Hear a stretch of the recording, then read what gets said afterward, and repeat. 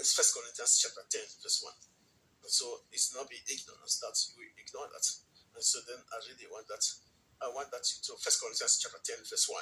He said, moreover, brethren, I would not that he should be ignorant, now that all our fathers were under the cloud. And so our fathers, all of them, our fathers. It means that they saw supernatural things. And so they were not absent, my brothers and sisters, they were present. And so it says that, and they were under the cloud and all passed through the sea. And so no one forgot it. And said they saw with their own eyes. And that in front, it was the Red Sea. And then they started bombarding against Moses, all that. I don't want to go in details. And so then what happened was that on the ice again, there was a sea. Then there was no solution for that, that.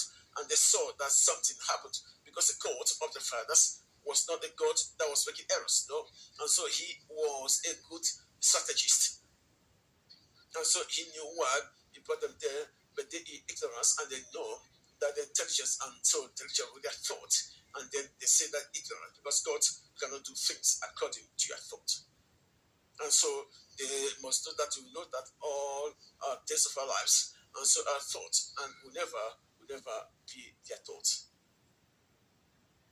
And he said it. And so Isaiah 55. And so then he saw that is impossible, this for us. And so the Pharaoh that's behind them, and they were convinced that Moses, he was really, and so he was taking them into error. And so then they forgot, brothers and sisters, that when he came out, he was also supernatural Exodus. And so then that is always the problem, the amnesia, spiritual amnesia or spiritual forgetfulness. And so they forgot. And so that too was a great danger for the people of God. And so that too is the trap of Satan. Because when you remember what the Lord our God has done for you in your life, then in the trials, you will never abandon it. And you say that God, I'll remember.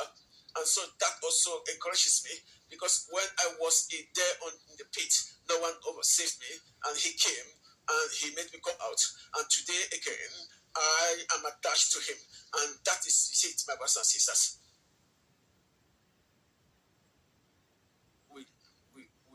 We lose our time in futilities.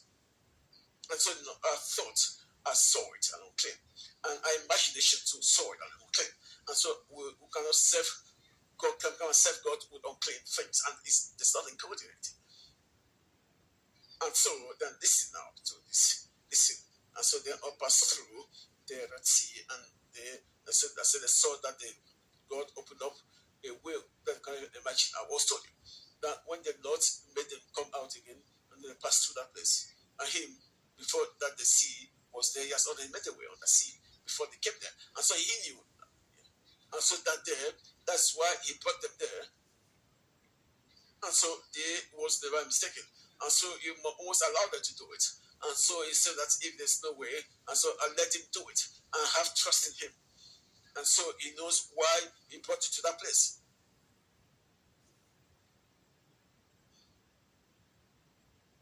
And so that's why they said that we're going to die and all that. He said, what I showed you in Egypt. And if really you wanted to kill me, then you died there. And so I also came down while you were crying. And so Pharaoh meant you to suffer. I came down to prove to you that I meant you to come out. So with a powerful arm.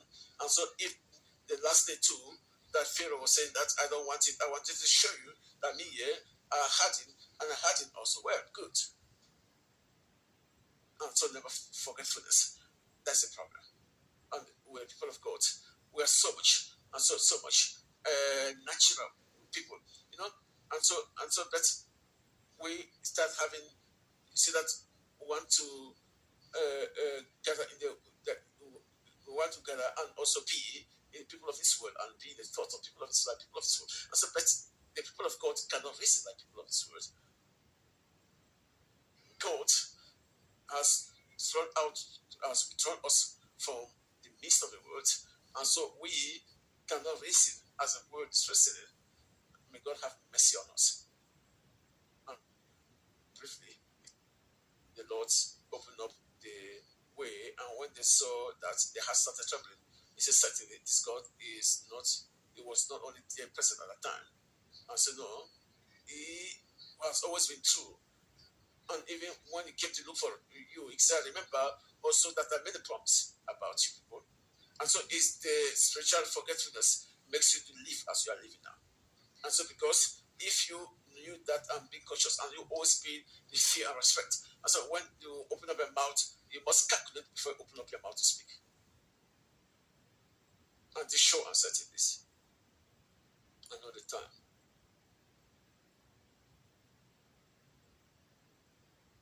You remember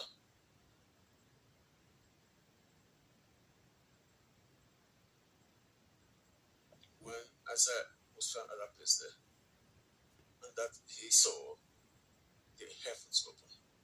As the prophet Isaiah saw the heavens open, then he saw the seraphims. And so you remember what he saw, the prophet Isaiah. You still remember that. And so before he was speaking to everyone and doing also things like people, and so better on that day. You want us to read a little bit? And then we'll come back into 1 Corinthians, then we'll run fast, then go back home. Isaiah chapter 6.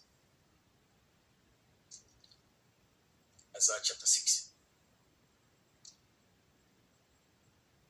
Isaiah chapter 6. Isaiah chapter 6, verse 1, it says this to us. In the year that King Uzziah died, I saw also the Lord seated upon a throne high and lifted up, and his train filled the temple. Above his stood the seraphims. Each one had 6 wings with 12. They covered his face. And so I said that this angel did not see those angels, did not see. They've never seen those angels.